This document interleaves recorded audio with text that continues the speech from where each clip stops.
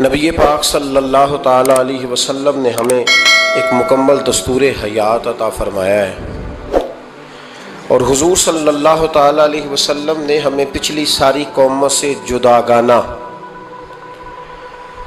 اور ایک بھرپور اور ہر قسم کی خوشبو سے معمور دین عطا فرمایا ہے۔ کسی بھی اور قوم کی تھوڑی سی چیز کو بھی اسلام کے اندر شامل کرنا یا کچھ تھوڑی سی کسی سے کوئی چیز مستعار یا ادھار لینا، اسلام اس کو پسند نہیں کرتا۔ نبی پاک صلی اللہ تعالیٰ علیہ وآلہ وسلم نے فرمایا، اہل یہود بغیر ٹوپی کے دستار باندھتے، جب سر پہ پگڑی باندھتے تو ان کے سروں پر ٹوپیاں نہیں ہوتی تھی۔ فرمایا تم نے ٹوپی پر دستار باندھنی ہے، یہودیوں کی مخالفت کرنی ہے، تم نے اہل یہود کی مخالفت کرنی ہے۔ فرمایا نصارہ کا طریقہ یہ ہے کہ وہ درمیان سے مانگ نہیں نکالتے، سر میں جب کنگھی کرتے ہیں تو درمیان سے مانگ نہیں نکالتے، تم نے درمیان سے مانگ نکالنی، ان کی تم نے مخالفت کرنی۔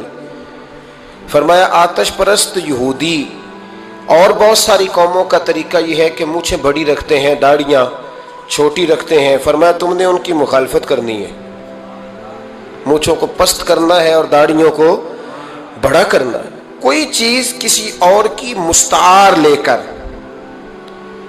دین میں شامل کرنے کو نبی پاک صلی اللہ علیہ وسلم نے پسند نہیں فرمایا، پسند نہیں کیا۔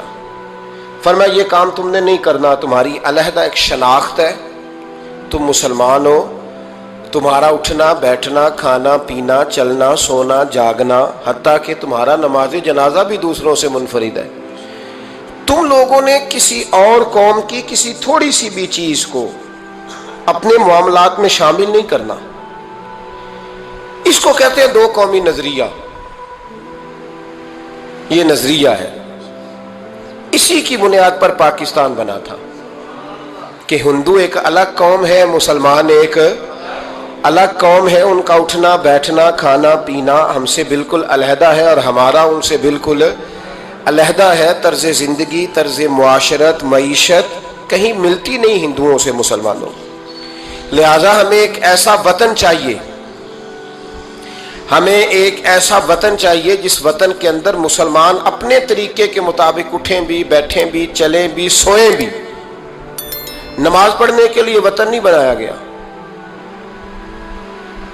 کہ ہم نے اذانیں دینی ہیں، نمازیں پڑھنی ہیں، جماعتیں کرانی ہیں۔ یہ کام ہندوستان میں آج بھی ہوتا ہے، وہاں مسجدوں میں اذان بھی ہوتی ہے، جماعت بھی ہوتی ہے، تلاوت بھی ہوتی ہے، مدارس بھی ہیں، مساجد بھی ہیں، عربی ادب بھی ہے، سارا کچھ ہے۔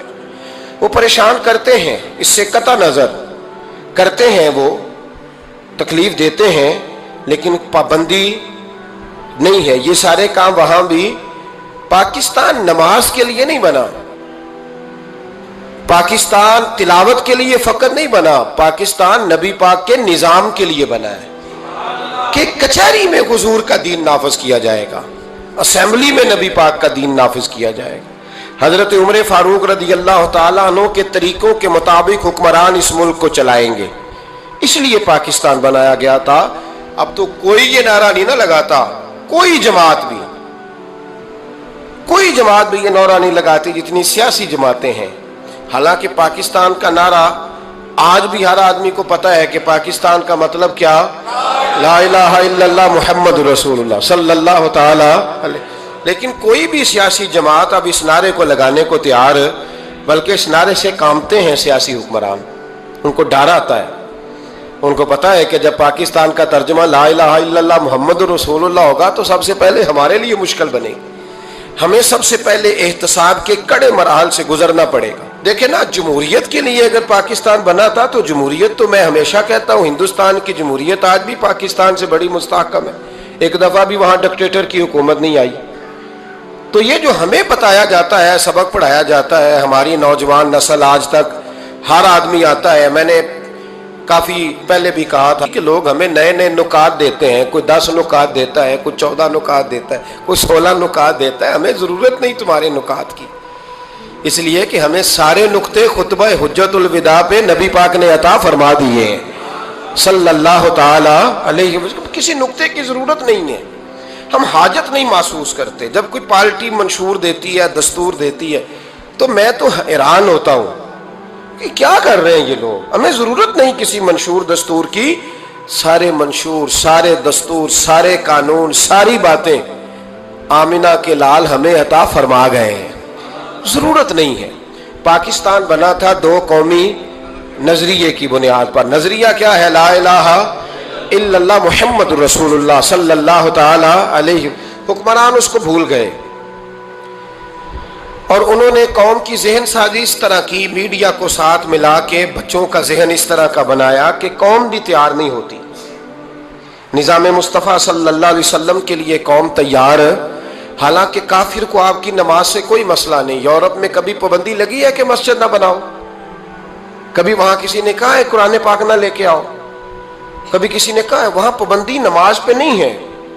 ان کو ڈر تو نظام مصطفیٰ سے آتا ہے کہ دین نافذ نہیں ہونا چاہیے. تو میرے بھائی، پاکستان ایک نظریاتی وطن ہے. جتنا دوڑ سکتے ہیں میں اور آپ دوڑ لیں، جتنا دوڑ سکتے ہیں. جہاں تک یہ قوم بھاگ سکتی ہے بھاگ لے. یہ اس چہرے کو اپنا لے یا اس چہرے کو اپنا لے یا اس کو آزما کے دیکھ لے. چونکہ اس وطن کی بنیاد کلمہ ہے تو یہاں سکون بھی اسی وقت آئے گا جب حکومت بھی کلمے والے رسول کی آئے گی صلی اللہ تعالی علیہ وسلم، صلی اللہ تعالی. اور اسلام ہر جگہ یہ بتاتا ہے کہ ملک کس کے ہیں؟ اللہ کے. تو نظام کس کا ہونا چاہیے؟ اللہ کا، اللہ کے دین کا. دنیا کی سب سے بڑی ہجرت ہوئی تھی جب پاکستان بنا تھا. دنیا کی سب سے بڑی ہجرت. 10,000 عورتوں کی عزتیں لوٹی گئیں جب یہ وطن بنا. لاکھوں لوگوں نے جانوں کی قربانیاں دیں. ابھی 15-20 سال پہلے ہندوستان کا پنجاب کا جو علاقہ ہے اس کو کھولا گیا تو ایک کنویں سے ابھی بھی ہڈیاں ملی ہیں جو سکھوں نے کاٹ کر مسلمان کنواں پورا بھر دیا تھا. اس تکلیف کے ساتھ وطن بنا. کس لیے؟ جمہوریت کے لیے، حکمرانوں کے للے تللے کے لیے، ان کی بڑی کاروں جیپوں اور مرسڈیز کے لیے. اس لیے کہ یہاں روز نیا بل آئے گا، آج گورنر آج ہے تو آج فلاں ہے تو آج فلاں ہے. یہ ساری حکومتیں اگر وہی قانون جو انگریز کا بنا ہوا ہے اور وہی ساری دفعات جو آپ کے ہاں نافذ ہے وہی ہندوستان میں نافذ ہے تو بتایا جائے پھر وطن کیوں بنایا گیا تھا؟ پھر کیا ضرورت تھی؟ یہ سارے کام تو وہاں بھی ہو رہے ہیں. اس لیے میرے بھائی وطن کے نظریے کو سمجھے. وطن بنا تھا لا الہ الا اللہ محمد رسول اللہ صلی اللہ علیہ وسلم. اور اقبال جو بانی پاکستان ہے، جو مصور پاکستان ہے، جو تصویر دینے والے ہیں پاکستان کی، ان سے کسی نے کہا تھا کیوں پاکستان بنانا چاہتے ہو؟ ہم جو ایک ملت جو ہیں، ہندوستانی ایک ملت ہے، قوم ہے، تو کیا ضرورت ہے؟ تو اقبال کہنے لگے اپنی ملت پر قیاس اقوام مغرب سے نہ کر، خاص ہے ترکیب میں قوم رسول ہاشمی. نبی پاک کی قوم اپنی ترکیب کے لحاظ سے ہر قوم میں خاص ہے. دین کا نفاذ چاہیے، دین نافذ ہونا چاہیے. نبی پاک ایک اسٹیٹ کے سربراہ بنے تھے. مدینہ منورہ میں حضور نے نظام بنایا. آج میں ایک نئی بات آپ سے کرنا چاہ رہا ہوں. رونا روتے زمانے بیت گئے، اب آگے کی طرف دیکھنا ہے. جو قومیں ماضی کی لکیر پیٹتی رہتی ہیں وہ مایوس ہو جاتی ہیں، ان کے جذبے ٹوٹ جاتے ہیں. اب ماضی کو پیٹنے کی بجائے مستقبل کی روشنی کو دیکھنا چاہیے. ہمیں نبی پاک صلی اللہ علیہ وسلم نے کسی وطن کی تعمیر کے لیے جو جذبات دیے ہیں ان جذبات پر ہمیں غور کرنا چاہیے. حکمران تو جو کر رہے ہیں وہ تو کر ہی رہے ہیں، اور جو وہ کریں گے وہ بھی سب کو نظر آ رہا ہے، اور ہمیں سمجھ لگ رہی ہے کہ آئندہ بھی کیا ہونے جا رہا ہے. ہم نے کیا کرنا ہے؟ ایک جملہ میں کہنے لگا ہوں، اگر کسی کو تکلیف ہو تو مجھے خوشی ہوگی. ایک جملہ میں کہنے لگا ہوں، اگر کسی کو پریشانی ہوگی تو مجھے بڑا ہی اچھا لگے گا. کسی بڑے آدمی کو پریشانی ہوگی تو مجھے خوشی ہوگی. وہ جملہ کیا ہے وہ سن لیں. یہ ملک حکمرانوں کا نہیں ہے، یہ ملک عوام کا ہے. اس لیے کہ حکمرانوں کے بچے تو یورپ میں رہتے ہیں، ان کی تو ٹکٹیں بک ہوتی ہیں. جب تک یہ اسمبلی میں ہوتے ہیں یہاں ہوتے ہیں، اور جب حکومتیں ختم ہوتی ہیں تو یہ یہاں موجود. ان سب کے تو باہر کاروبار ہیں، رہائشیں ہیں، اولادیں ہیں. تو یہ وطن کس کا ہے؟ پاکستان وطن کس کا ہے؟ یہ ہمارا وطن ہے، یہ حکمرانوں کا نہیں ہے۔ دیکھیں نا، گھر اس کا ہے جس نے گھر کے اندر رہنا ہے، جس نے گھر میں رہنا نہیں اس کا وطن ہم نے رہنا ہے، ہماری نسلوں نے رہنا ہے، ہمارے ماں باپ رہے، ہم رہ رہے ہیں، ہماری آنے والی نسلیں رہیں گی، تو وطن پھر کس کا ہوا؟ ہمارا۔ حکمرانوں کا وطن گھر جو ہمارا ہے، تو ہم کسی کے ذمہ کیوں لگاتے ہیں؟ ہم اپنے وطن کا خود خیال کیوں نہیں کرتے؟ ہم کیوں نہیں یہ محسوس کرتے کہ وطن سب سے پہلا کام 14 اگست ہے پاکستان کے عزم نو کے لیے، ایک روشنی کے لیے، نوجوانوں کے لیے چند باتیں کرنا چاہتا ہوں۔ پہلی بات اپنے ذہن میں بنائیں کہ وطن کی جو محبت ہوتی ہے نا، حب الوطن من الایمان، وطن کی محبت ایمان کا حصہ ہوتی ہے۔ اس بات کو یاد کر لے۔ میرے نبی پاک علیہ السلام مکہ مکرمہ سے تشریف لائے تھے، حضور مہاجر بن کے مدینے آئے تھے، لیکن بخاری مسلم کی ایک ایسی حدیث ہے جس کی میں نے کبھی شرح نہیں پڑھی، اور میں اس حدیث کی شرح میں کبھی نہیں گیا اور جانا چاہتا بھی نہیں۔ نرالا رنگ ہے اس حدیث پاک کا۔ میرے محبوب پاک علیہ السلام مہاجر بن کے مدینے آئے، لیکن حضور نے ایک موقع پہ فرمایا، سنو بھائی مہاجرین اور انصار، کان کھول کے سنو۔ اب مہاجرین میں شامل کون کون تھے؟ حضرت ابو بکر صدیق، حضرت عمر فاروق، حضرت عثمان غنی، حضرت مولا علی، حضرت مصعب ابن عمیر، حضرت بلال حبشی، یہ سب لوگ مہاجر تھے، لیکن حضور نے وطن کی محبت بیان فرمائی۔ میرے محبوب نے فرمایا، یاد رکھنا اگر کبھی لوگوں میں اختلاف رائے ہوا اور لوگوں کی دو لائنیں بن گئیں، ایک قطار ادھر جا رہی ہے لوگوں کی اور ایک قطار ادھر جا رہی ہے، تو فرمایا اگر تم مجھے دیکھو گے نا میں کس قطار میں ہوں، تو میں تمہیں اس قطار میں ملوں گا جس قطار میں میرے مدینے والے جا رہے ہوں گے۔ میں کہہ رہا ہوں بلا تبصرہ، بغیر تشریح کے اس روایت کو دیکھیے گا، حضور نے اپنے وطن سے پیار کیا اور اپنے وطن کے لوگوں سے محبت فرمائی۔ حضرت ابو ہریرہ فرماتے ہیں جب ہم سفر سے واپس آتے تھے نا، سفر سے واپس لوٹتے تھے اور مدینہ منورہ کی عمارتیں نظر آتی تھی، مکانات نظر آتے تھے، تو ہم حضور کا جذبہ دیکھتے، میرے محبوب پاک گھوڑے کو تیز کر دیتے، سواری کو دوڑاتے، یا رسول اللہ کیا ہوا؟ فرمایا جلدی کرو میرا شہر آ گیا ہے، میرا علاقہ آ گیا ہے۔ حضور نے اپنے وطن سے پیار کیا، اگرچہ اس وطن کی انفرادیت اپنی جگہ پہ ہے، اس کی عظمت اپنی جگہ۔ ایک پہلو ان حدیثوں سے یہ بھی ملتا ہے کہ جس جگہ ہم رہتے ہیں ہمیں اس وطن سے پیار ہونا چاہیے، ہمیں پاکستانی ہونے پر فخر ہونا چاہیے۔ مدینے کے بعد، مکے کے بعد اگر ہمیں کسی وطن سے پیار کرنا چاہیے تو پاکستان سے کرنا چاہیے، اس کی گلیوں سے، اس کے کھیتوں سے، اس کے کھلیانوں سے، اس کے گاؤں سے، اس کے شہروں سے ہمیں پیار کرنا چاہیے، ہمیں محبت کرنی چاہیے۔ ہمارا معاملہ کیا ہے؟ ہم صرف اپنے گھر سے پیار کرتے ہیں، اس لیے 1.25 کروڑ روپیہ بنگلے پہ لگ جاتا ہے، 10,000 روپیہ لوگ اپنی گلی پہ نہیں لگاتے۔ وہ گلی کس کی ہے؟ اس پہ کیوں نہیں پیسے خرچ ہوئے؟ کہتا ہے وہ ٹیکس دیتا ہوں تو ٹیکس والے خرچ کریں گے۔ او خدا کے بندے، وطن تیرا ہے تو گلی بھی تیری ہے، اس کی تعمیر کی ذمہ داری بھی تیری ہے، تو چھوڑ۔ اگر وہ اتنے ہی اچھے ہوتے تو اب تک سنور نہ گیا ہوتا۔ تو اپنی گلی کا خیال کر، تو اپنے علاقے کا خیال کر، تو اپنی بستی کا خیال کر، تو توجہ دے، تو اس کی تعمیر میں کردار ادا کر۔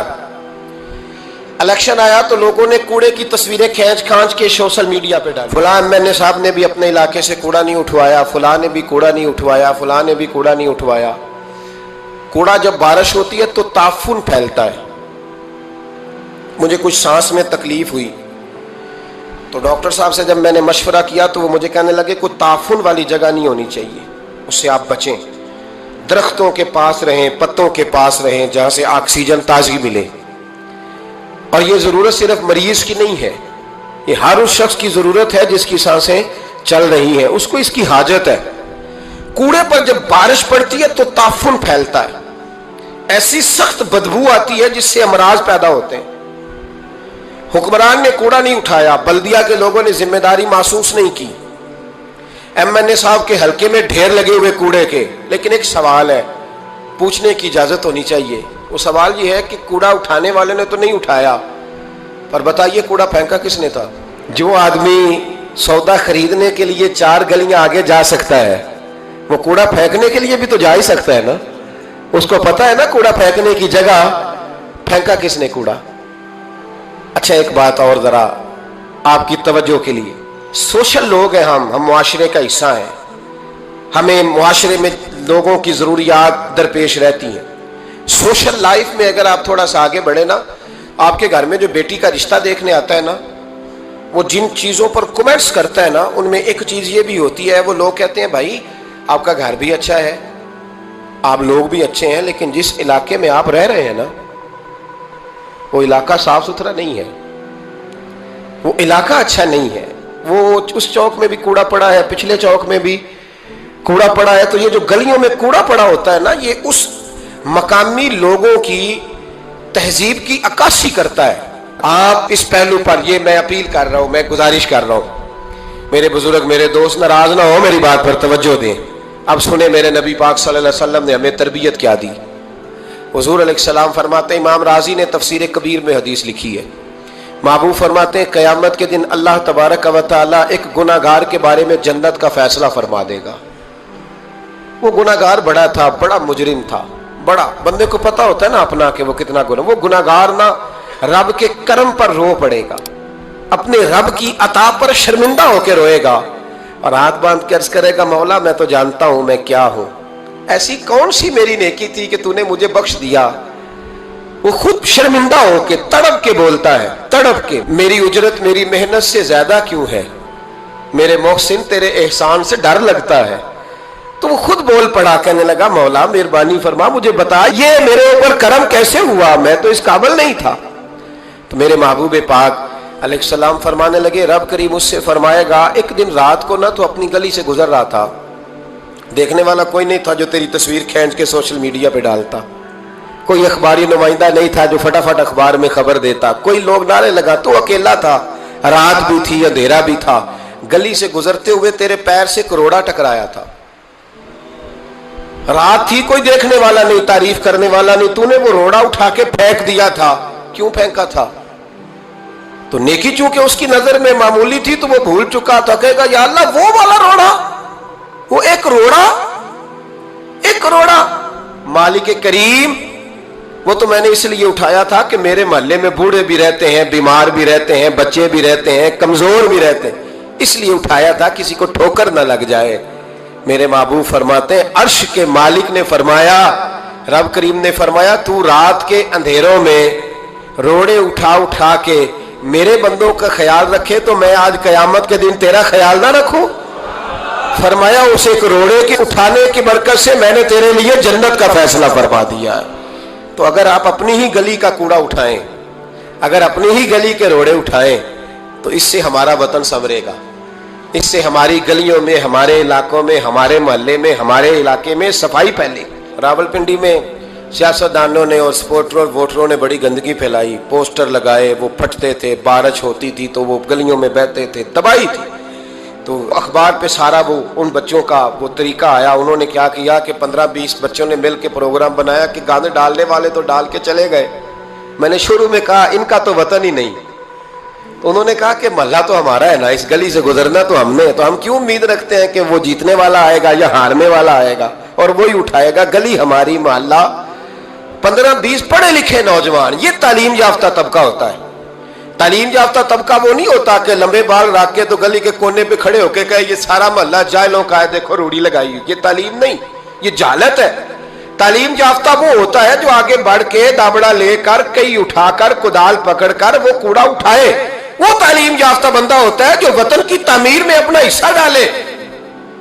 ان نوجوانوں نے کام کیا، اسی وطن کے رہنے والے، اسی وطن کے باسی، وہ کہتے ہیں ہم 15 نکلے تھے، پھر سارا وطن اٹھا اور ڈھیروں اور ہزاروں علاقوں کے لوگوں نے ان کی تقلید کی۔ تو پہلا کام یہ کریں کہ وطن سے پیار کریں، دوسرا کام یہ کریں کہ اس کی صفائی میں اپنا حصہ ڈالیں۔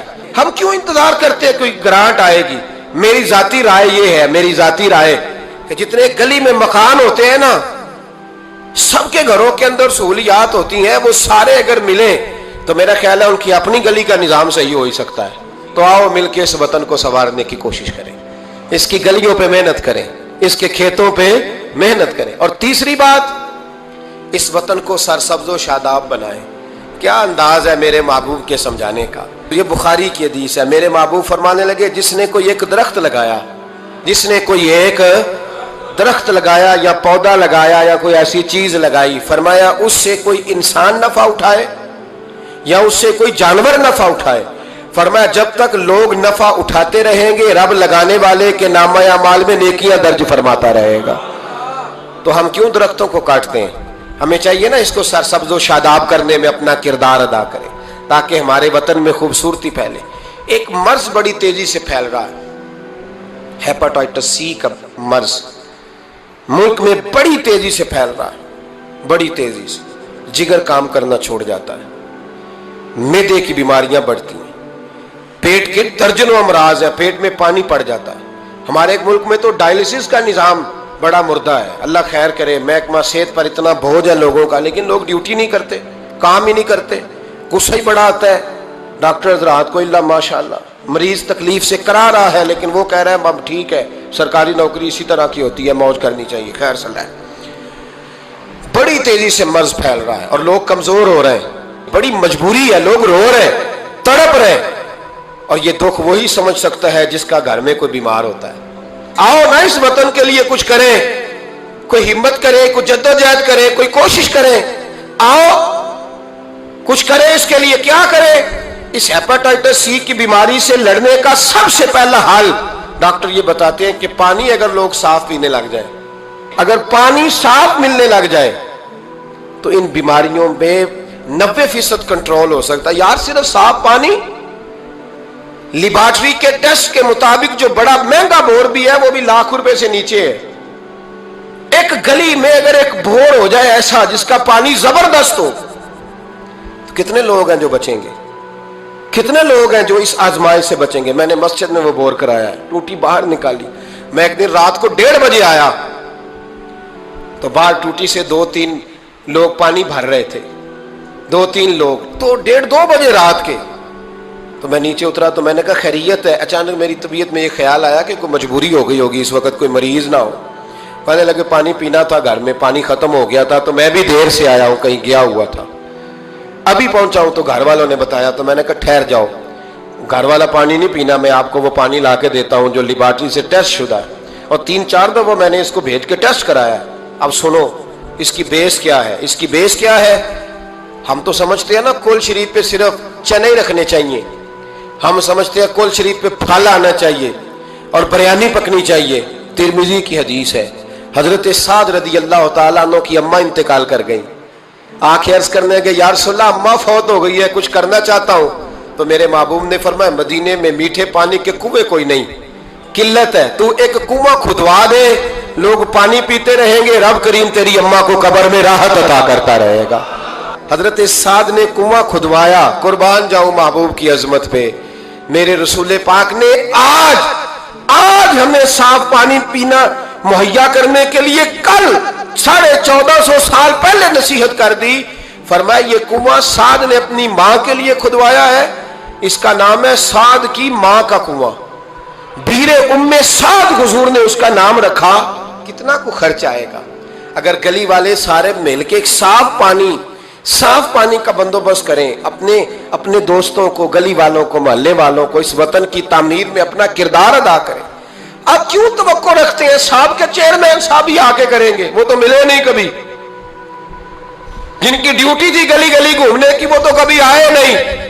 یہ آپ کے چیئرمین، آپ کے ایم این اے، آپ کے ایم پی اے، یہ اتنی بلندی عظمت کردار نہیں رکھتے کہ یہ آئیں گے، ان کے پاس کہاں وقت ہے گلیوں میں گھومنے کا؟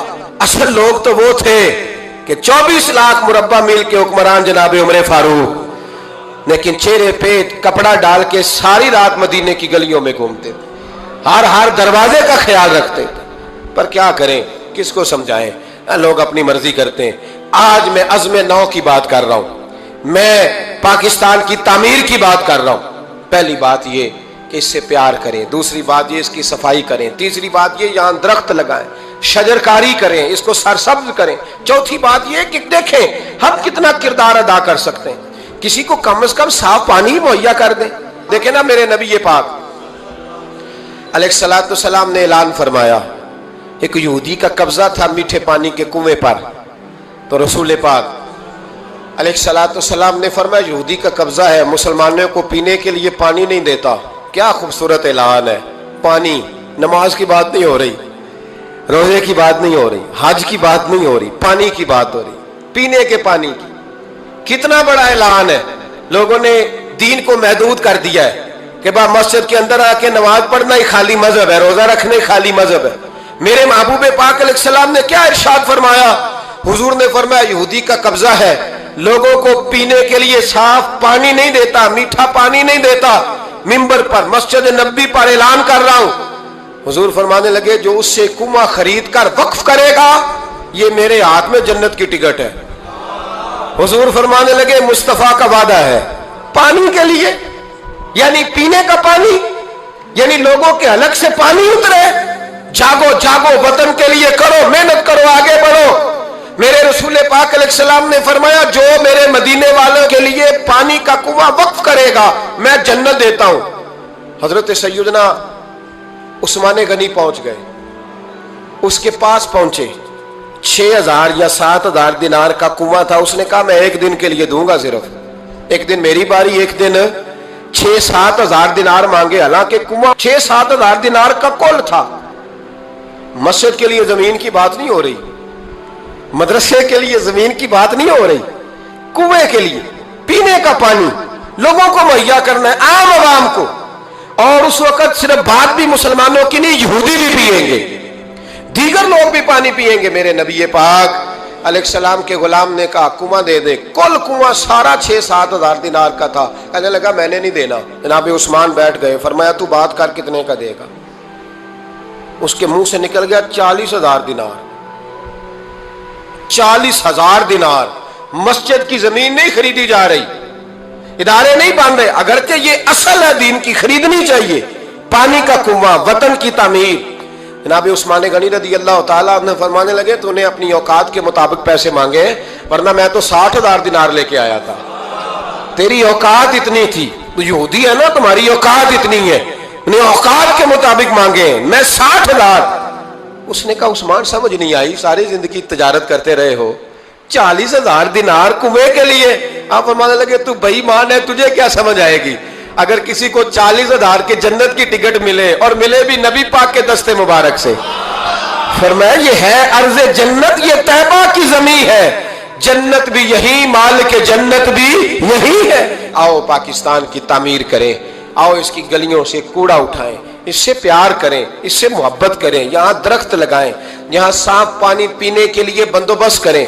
اور میرے بھائی، میرا بچہ اگر تعلیم نہیں حاصل کرتا تو ساری انویسٹمنٹ اپنے بچے پر کرنے کی کیا ضرورت ہے؟ آگے بڑھو نا۔ وہ جو چائے والے کھوکے پہ چائے تقسیم کر رہا ہے وہ بھی بڑا لائق ہے، اس کے ابے سے ملاقات کرو، اس کو کہو لا یار میں تیرے بچے کا خرچ اٹھاتا ہوں، اس کو اسکول میں داخل کرا۔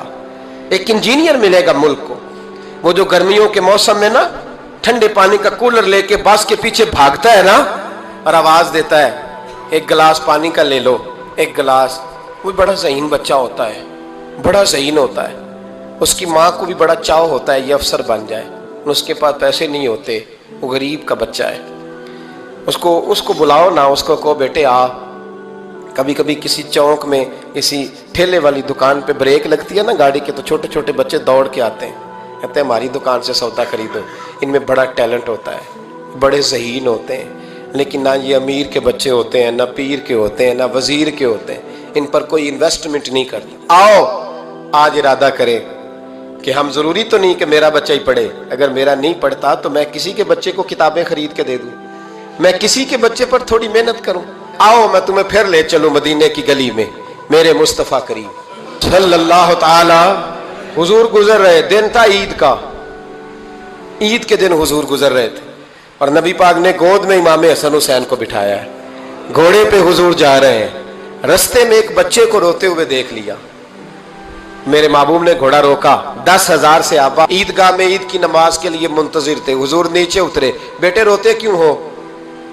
تو پھر رو پڑا، کہنے لگا یتیم ہوں، ابا انتقال کر گئے، ہر بچے نے نئے کپڑے پہنے ہیں، محبوبہ چچا اور ماموں نے بھی میری طرف دیکھنا پسند نہیں کیا، رو رہا ہوں۔ 10,000 نمازی انتظار کر رہے، 10,000، اور میرے رسول پاک وطن کے غریب بچوں کا خیال کر رہے ہیں۔ حضور گھوڑے سے اترے، بچے کو ہاتھ لگایا، گھر لے گئے، کہا فاطمہ हसन का कोई नया जोड़ा पड़ा है? कोई नया जोड़ा पड़ा है? बीबी साहबा कहने लगी हुजूर नया तो पहले भी कोई नहीं था, ये थोड़ा ठीक था जो मैंने धुला के हसन को डाला है। आओ अगर मेरा बच्चा नहीं पढ़ता तो किसी के बच्चों पे तवज्जो करें। मेरे महबूब ने फरमाया फातिमा इस तरह कर, हसन को वही वाला दोबारा डाल दे जो पहले डाला हुआ था, और हसन के वजूद से ये कपड़े उतार, ये कपड़े उतार, और इस यतीम के गले में ये कुर्ता डाल। हुजूर क्या मिलेगा? फरमाया जब यतीम राजी होता है तो अल्लाह भी बड़ा ही राजी होता है। इस वतन में अभी भी बड़े बच्चे हैं जो स्कूलों से बाहर हैं, उनकी मजबूरी है, उनकी अम्मा ने दवाई खानी है, वो भी खील मरुंडा लेके बेच रहे हैं, वो भी गुब्बारे बेचने निकले हुए। इस वतन में बड़ी गुर्बत है, बड़ा दुख है, बड़ी आजमाइश। इस पर बड़ी बातें मेरे आशिया ख्याल में हैं, लेकिन वक्त नहीं है, मुझे आगे बढ़ना है। फिर इस वतन के दिफा में अपना किरदार अदा करो। एक मौलवी साहब बेचारे सीट नहीं जीत सके तो उन्होंने कहा हम 14 अगस्त ही नहीं मनाएंगे। ये वो बेईमानों का ग्रुप है जिन्होंने कहा था कि शुक्र है हम पाकिस्तान बनने के गुनाह में शरीक नहीं हुए। किस तरह ये लोग पार्लियामेंट में जाते हैं, किस तरह हमारे नुमाइंदे बन गए। ये वो लोग हैं जिन्होंने कहा था शुक्र है हम पाकिस्तान बनने के गुनाह में शरीक है, और ख्वाजा कमरुद्दीन सियालवी को खत लिखा था कायदे आजम ने, अमीर मिल्लत पीर जमात अली शाह साहब को खत लिखा था कायदे आजम ने कि अगर अहले सुन्नत के पीर मदद ना करते तो पाकिस्तान बन ही नहीं सकता था। अभी भी तुम्हें होश नहीं आई, अभी भी तुम्हें नहीं पता कि पाकिस्तान के दोस्त कौन है और दुश्मन है। 14 अगस्त नहीं मनाएंगे, तुम इस काबिल ही नहीं हो कि तुम मना सको।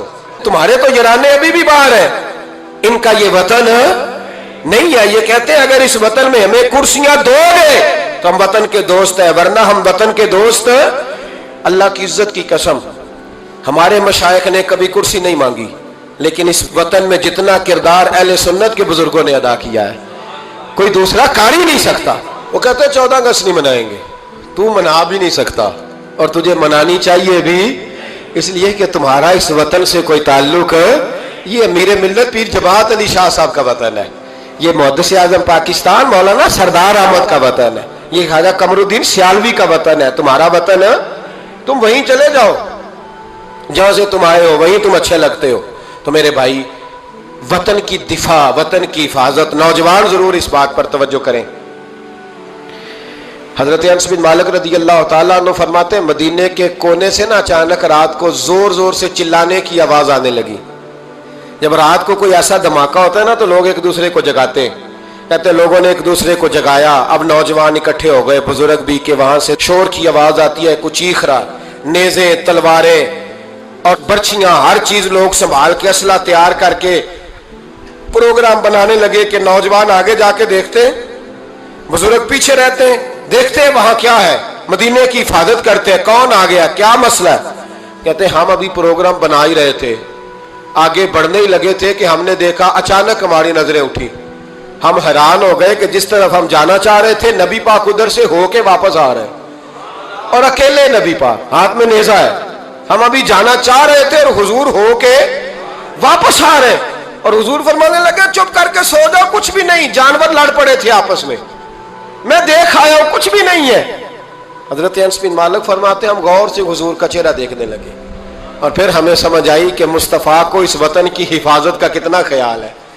हुजूर ने हमें सिखाया है कि जब वतन पर आफत आए तो सोचना नहीं है, गौर नहीं करना, सबसे पहले आगे बढ़ना है, आगे बढ़ना है, आगे बढ़ के वतन के दिफा के लिए अपना पेश करना है।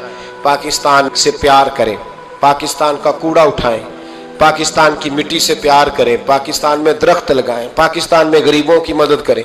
जो बच्चा मोहल्ले का गरीब स्कूल नहीं जाता, मोहल्लेदार मिल के हिफाजत करें उस बच्चे की, उस बच्चे को स्कूल में दाखिल कराएं, बच्चों के अच्छे मुस्तकबिल के लिए जद्दोजहद करें, साफ पीने का पानी मुहैया करें। हमारा वतन है, हमें इसको आगे लेके चलना है। 14 अगस्त पे ये पैगाम है, ये मैसेज है कि थोड़ा थोड़ा करके इस वतन की तामीर में अपना किरदार अदा करें, इसकी गलियों को सजाएं संवारें, कभी सड़क पर रैपर ना फेंकें, कभी शापर ना गिराएं, कभी किसी गंदगी से इस वतन को आलूदा ना करें।